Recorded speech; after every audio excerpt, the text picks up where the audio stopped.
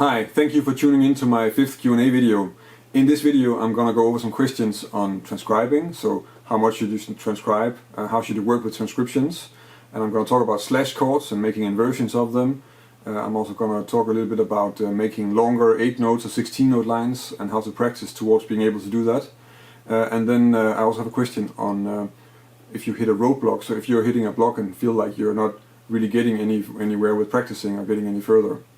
So if you have a question and you would like me to answer that in a Q&A video, then leave a comment on this video or send me a message on Facebook or Twitter or Instagram and let me know there. If you leave a comment on the video, on this video, then you also have a chance that other people will chime in with whatever experiences they have. I see that quite often, that other people share their experiences and maybe give some advice or even a solution to a problem. So if you have a question, leave a comment on the video. And if you have an answer, you can of course also leave a comment on the video. Then that way I might also learn something. Let's just get started. I have a question about slash chords, which has been bothering me for a long time. So I understand that one way of looking at it is playing the bottom of the slash as a bass note with the chord on top. When playing by myself, this forces me to grab the same grip every time. Any way to get out of this? If I want to invert these type of chords, how do I go about the bottom note of the slash? Also, are there situations where the slash chords means one chord stacked on top of another chord? If so, am I able to choose and pick any notes from these chords? So, slash chords. It is indeed so that slash chords are mostly a triad over a bass note. So for instance, like this B flat major triad over a C bass note, which is quite common. I think the main thing that when you start to deal with these is that you have to realize that it's a specific sound. So it's written down. It's just a voicing, and it's probably written there by an arranger or a composer because they want a specific sound at that point. But that doesn't mean that it's not just a chord. You need to figure out what chord it really is. So if you, most of the time if you come across this, that actually is a C sus chord. And I have a video that's about a year old, I'll try to link to it, where I'm talking about all the different major triads over bass notes, and then talking about what they probably are as chords. Again, you have to interpret it, so you have to look at what's going on in the rest of the song and the key and all that. And I can't really tell you what to do exactly because it's going to be different from song to song. And if you're in more modern pieces, then it could be that it's not so easy to tell, and then you just have to go with that. But that also means that you have the freedom to interpret it any way you want. So yeah, so it's a triad over a bass note most of the time. About playing the same chord. When you invert it, of course you can invert it. If you're playing by yourself and you want to play the bass note, you need to play the bass note as the lowest note, so there's not really any way around that. If you have a bass player, then you can just invert the triad. And you can actually add the bass note, and again you can also do other things with it, but it's going to depend on the song and how you interpret the chord. So you need to know what chord this voicing is actually supposed to be in the context. But just to show with this one what we can do, because this is of course one way to play this B flat over C, but you can invert it. So if you want to invert this one, you probably want to just invert the triad, and that means just the top part of it. So if I play like a B flat major triad, I can do that here, or here, or here. So now we have this. Or this, which is just this one in a different way, but it sounds a bit different. Of course we can do down here as well. And you can also start playing, so now we played like the close voiced triads, but you can also open up the triads, so that would be something like this. So now I'm playing an open voiced B flat major triad. We can actually do this one as well, I think.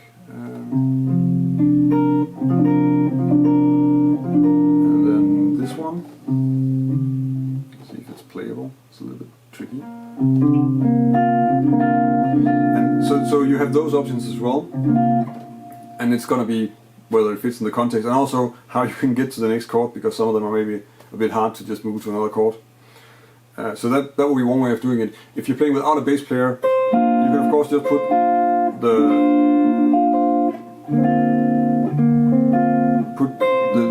extra notes of the bass note in the chord and then have a sound there.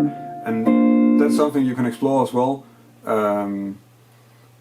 There's a chapter in the McGoodrick Advancing Guitarist book that is one of the few books on jazz guitar that I actually have, which is really good about this thing. And you can make interesting voicings like this by just checking that out. And it's a good exercise to just look at all the different things that you can do with it, in terms of just exploring what's possible in terms of playing chords, and also what can you technically get away with. So yeah, by all means try and do that and see what works. This is of course just stuff that's going to work when somebody else is playing the bass, I think. Then we have the question about whether it sometimes means 2 chords. So of course there is a limit to how many notes you have, so most of the time if it should mean 2 chords, it should be 2 triads. At least that's what you see the most. And well, there is one example that's used quite often, but at least that's the one I come across the most, and that's the one that usually is played on a guitar like this. Of course, if you have 2 different triads on top of each other, then that might be 6 notes, and it's difficult to play on guitar. But this one, so this is actually like an E major triad, and then we're playing 2 notes from an F major triad under it. So it's like an E major triad over an F major triad. And if we look at this chord, that's an F major 7 with a, so we're not playing the 5th, but it's an F major 7 with a sharp 9 and a sharp 11, and it's coming out of, well, it could be taken out of harmonic minor, so like A harmonic minor. I'm probably going to do a lesson on this chord also, because it's a nice chord to throw in there if you want to have sort of a reharmonization of a 2-5-1. Now I'm saying it's common. I know that it's found in some monk pieces, like Around Midnight, and Wayne Shorter uses it in Speak No Evil as well, so that's why I'm saying it's common, which is relatively common for such a complex chord. But there's not really, here you can't really just choose, because you need to have that structure of one part of the chord is like higher than the other one. I don't think you want to mess around with that too much, because you're probably going to lose the sound and it's not going to work with what it's supposed to accompany. So for that I would say don't change anything. So maybe just to give an example where you can change something, so that's different. So we go back to the so try it over a bass note. If you see something like, so in this case this is like a C minor triad over a B flat. So the context where you're going to come across that is probably going to be something like,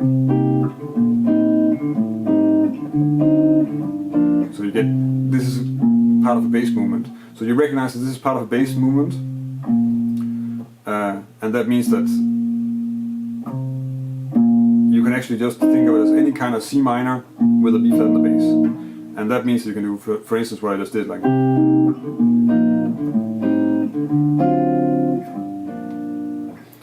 so that's about recognizing what is the function of the chord, why is it there, and understanding that it's actually just any kind of C minor with B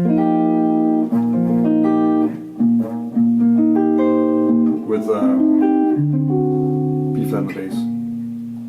And then you can start coloring it. And you can do that with all the other chords. So if you have the B flat over C, if you recognize that it's just supposed to be a C sus chord, then just start adding your 13s or 9s or whatever fits you. I mean, that's not a big deal. Well, actually the 9 is already in there if you're looking at it from a C point of view. So yeah, try and check out the video that I made on slash chords, and then see if this helps a bit. My question is, how much transcribing is necessary to become a great jazz guitarist? Where may be differences in the results of transcribing a solo or a line and just learning them by already written out transcriptions? Shall I only transcribe things that haven't been brought to paper yet?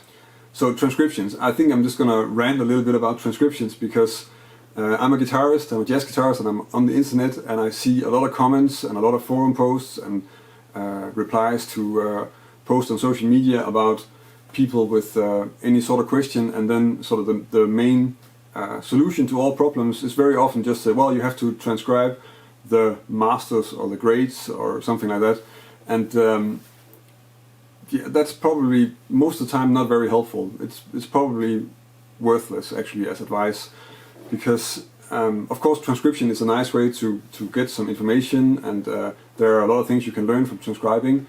But I think also if you look at the people who are really good players, so actually the people that they call greats and masters didn't transcribe that much. They did transcribe something, because if you played for a long time, if you practiced and work on a skill like playing jazz guitar, of course you're going to check out other stuff and you're going to transcribe something. But I think you probably will find that they spend more time playing. So they are more working on actually how to play well, and trying to figure out how they can make their own playing better. And that's probably a better approach also. If part of that is transcribing, then that's a good idea to do. Probably it is. You know, I think most people check out stuff. I know I check out stuff from records every once in a while.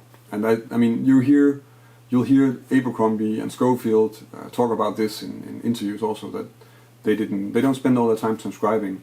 I think most people, or a lot of people who are spending most of the time transcribing, are not necessarily very good players, especially the people giving advice like this.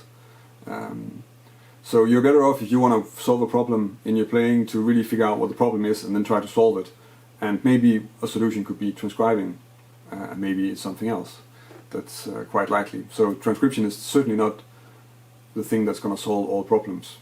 That's for sure. So as an end to my transcription rant here, about transcribing, whether you should transcribe stuff yourself or learn stuff that's already been written out, that's really up to you, I think. I think from my personal experience is that if I transcribe stuff myself, then I have to spend less time practicing it. So if the point of a transcription is that you want to hear a line and you want to really know a line, then if I read it, I have to spend a lot more time internalizing it while I'm playing it than if I have to write it out. If I write it out, then I almost know it immediately, in the sense that I have to spend the time writing it out. So I just spend my time on something else, and actually what I'm spending my time on is just getting it into my ears, and then it'll come out of my fingers easier. I think that's sort of the point with it. So in that respect, it can be useful to, and you can check it yourself. I mean, you just see what's the difference between something that you've transcribed yourself and something that you learn from paper. So that's if you're just working on the material. If you're working on, I think one of the things that you can work on for from transcriptions, or not so much actually from transcriptions as from copying solos. So some of the stuff that I learned a lot from was, at one point I checked out really a lot of Wes Montgomery, and I didn't write any of it out. I just learned the solos by heart and played them with the record. The point of that was that I wanted to have better phrasing, and you get that if you can play with the same phrasing that he does. You play exactly the same as what is on the record, and try to phrase it really like that, and feel how it sits in the music and stuff like that. And then that's the exercise. So that's what you're trying to learn, and that means that when you're using transcription, is that you need to really be clear on what you want to learn from it. Don't spend your time on something because somebody says that will help. That doesn't exist. You need to work on it from a more analytical and also just a more goal-oriented point of view. You need to look at, I want to learn this, so that's what I'm going to work on. And you have to see a relation between what you're practicing and what you want to learn. So in that respect, I think transcribing is a better way of working. Like if you want to work on stuff like phrasing, then yeah, that in a sense, and with phrasing here I actually mean like how you play dynamically, how you sit in the groove, stuff like that, more than what phrases you play. So I think that's a useful way to use transcription, or which is then not really transcription because you're just copying the solos that are on a record.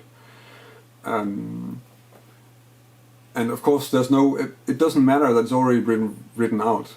You write it out for yourself, and you also want to write stuff out because it's a way of training your ears, and you want to have good ears for when you play with people, because then you can hear what they're doing.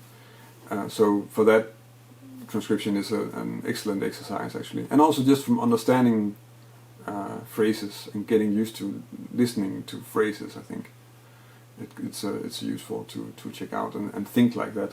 So it's kind of putting some of the theory and also just some of the stuff that you know about compositions and phrases and stuff like that into use, because you can use that as something that helps you when you're transcribing.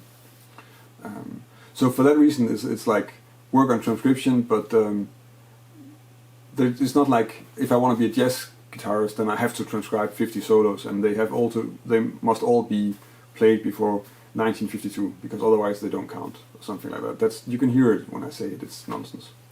I'm sure you get asked this a lot, but I've been listening to some faster players like Farlow lately, and I just can't seem to make myself play long, fast strings of 8th and 16 notes the way someone like him or Pat Martino would. I've seen you do this in your videos before. Do you have any advice on this? The trick to playing long 8-note lines, I'm just going to keep it with the 8-note lines because that's just simpler, is of course that when you're playing a line you have to think ahead.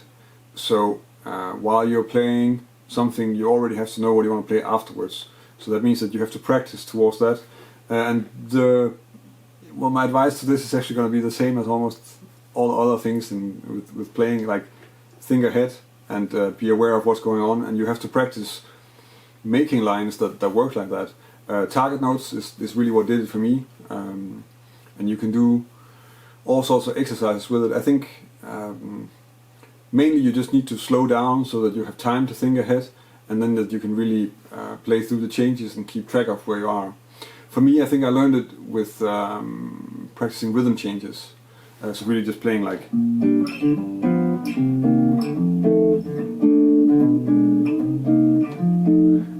and then just improvising on that. And then there's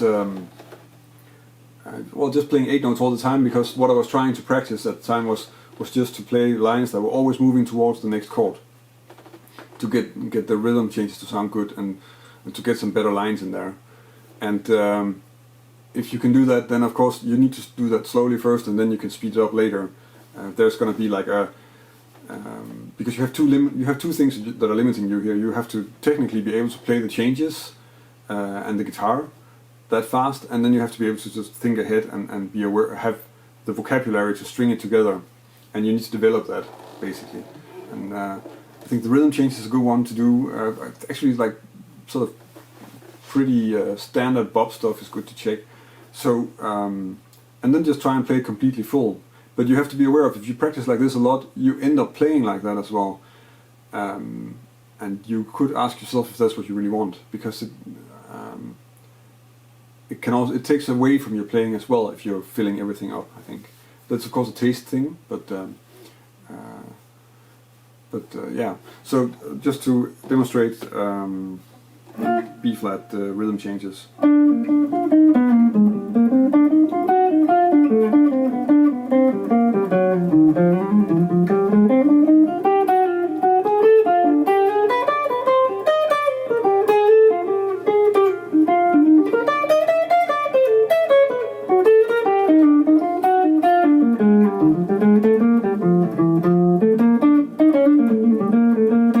So that works really well to doing this. And of course, if you want to play double time lines, you probably need to play some pieces where you play like this, and then that there's like a longer period of one chord. What works really well in keeping it going here is also that you have a lot of chords. So I'd say like start with this. That's in a way that's easier if you actually if you have the skill sets ready to, because I don't know, I mean, but if you have the skills to negotiate these changes quite clearly and quite easily, then that's the way you want to work on it, and then you just take it to other tunes as well. And I would say start with the 8-note lines and then just do that, and then wait for it to be where you can speed it up. But be aware that playing like this, like in this tempo, like what I just played, is an okay exercise, but yeah, musically it's not very open, and it's maybe not what the rhythm section is really waiting for, and maybe also not what the listener is really waiting for, because it's just so much information in such a short time. So it's a very specific thing to check, and you only want to do it sometimes. And at the same time, if you want to have the skills to do it, you need to spend a lot of time on it. So in that way, I'm a little bit curious if it's the right thing to do, really. But I have no idea how you play, really. So that's hard to say.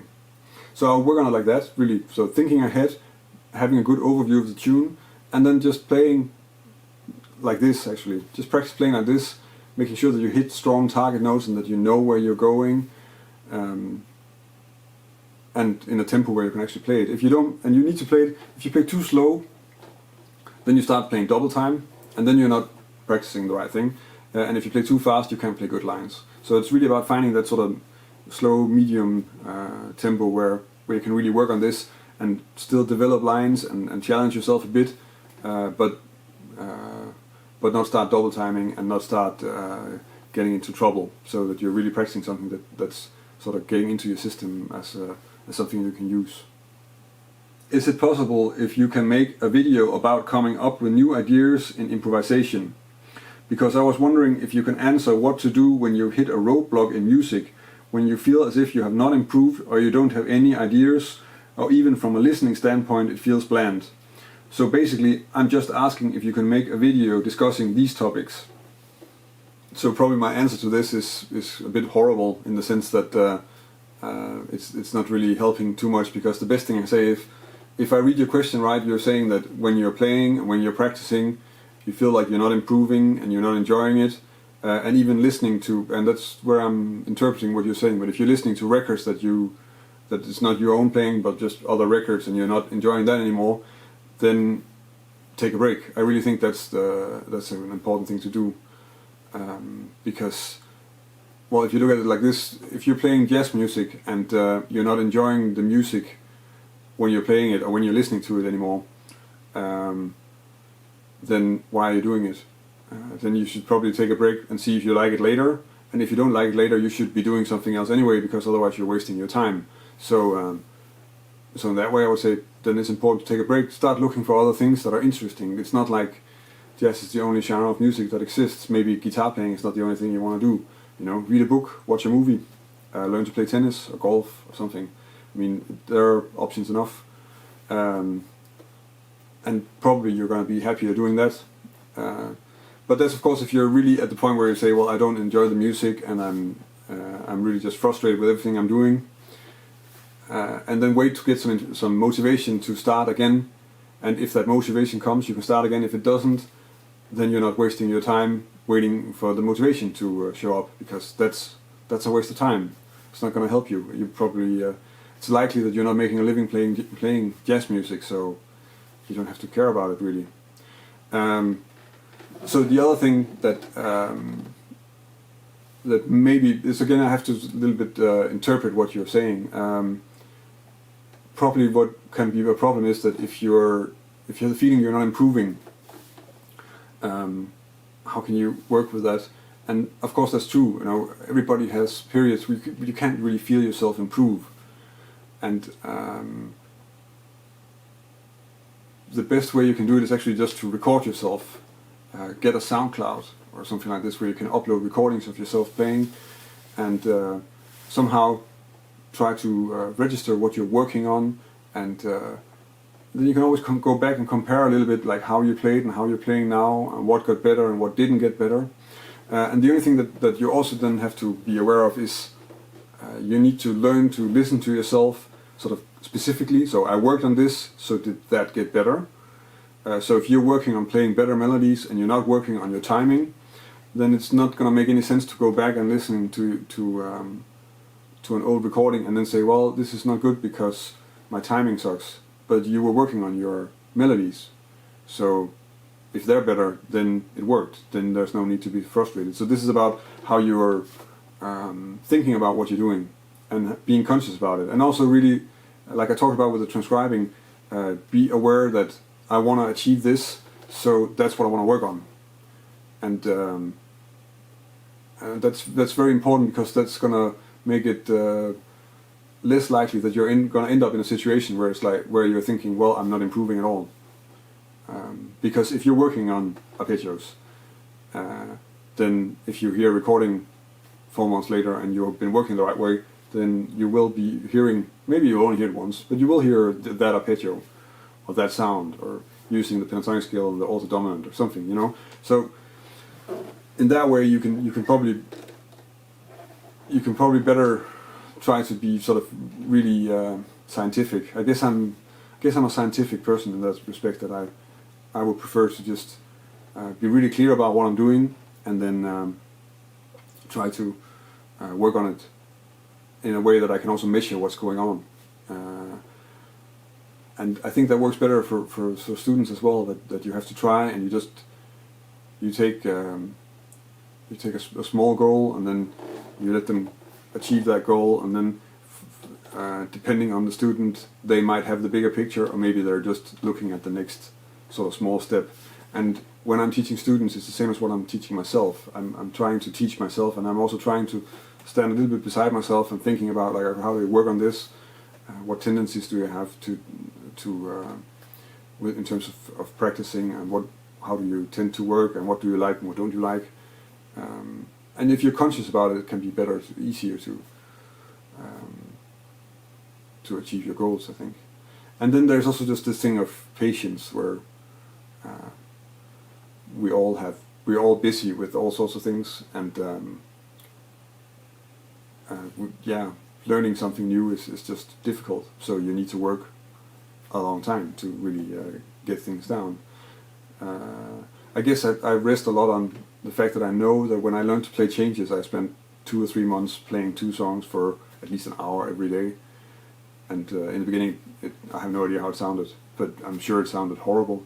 At the same time, I learned it, but it took that much time. I mean, that's a huge amount of hours to be able to learn to play changes. But I didn't have anybody to teach me really at the time. I think I had 1 lesson in that period. And you have to remember that it takes a long time to learn something, and therefore you have to split it into small goals, and you have to be able to judge it in a sort of a favorable way for yourself, I guess, so that you can really see, okay, this is getting better, and this isn't.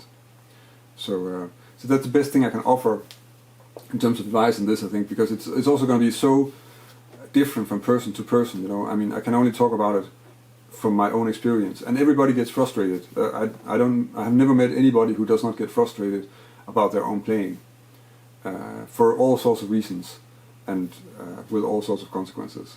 So in that respect, it's also good to just leave it be for some time. You know, you're not going to be wasting, if you're really this frustrated about it, you're not going to be wasting your time if you do something else for a month or for a few weeks. You know, it's not a disaster. So that was a few answers to some of the questions that I got on the last videos, and of course also on social media. Remember that if you have a question, if there's something you want to hear me talk about in terms of ways to practice things, how it feels to play stuff, or gear, or guitars, whatever, then leave a comment on this video, and you can of course also give me a question by sending me a message on Facebook, or Instagram, or Twitter, or Google+. I'm on all those social media networks, so I'm easy to reach, and I do try to get back to everybody. And of course I can't get to all the questions all the time, but I mean, as long as I can have time to keep on making these videos, then I'll probably get to it eventually. I think I've gotten to quite a few actually already. If you want to help me keep making these videos, then you can of course go to my website and check out my web store, and you can also subscribe to my newsletter if you want to stay up to date with what's happening there, because there's some stuff like the new web store lessons, and if I'm playing somewhere or recording, that's only going to come in newsletter more than it's going to appear in on YouTube or in the other videos. So that's a way to keep up to date. And for the rest, there's a new lesson on Thursday, and I'll see you there.